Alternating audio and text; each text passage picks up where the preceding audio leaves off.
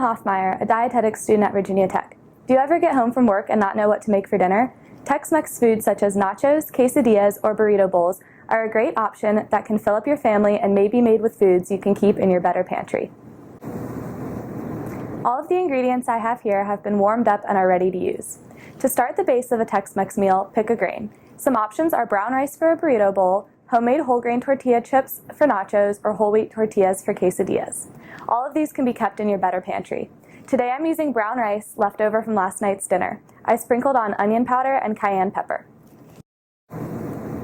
Next, add a lean protein. This would be a great time to add in any leftover meat you have. I don't have any leftovers, so I'm using a can of black beans.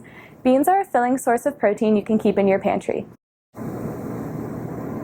Time to add vegetables. You can use canned, frozen, or fresh vegetables. Today I'm using canned corn and canned diced tomatoes because I already had them in the pantry. Fresh vegetables would be a great choice for something like nachos, and sauteed peppers would be great for quesadillas.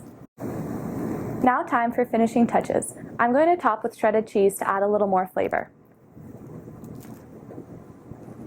I personally love sour cream, so I'm going to add a spoonful to my bowl. Condiments are a great way to personalize Tex-Mex dishes for each person in your family. You can serve any dish I've mentioned with salsa, sour cream, or guacamole.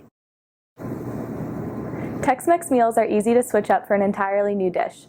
I used these same ingredients from the burrito bowl to make these nachos and quesadillas.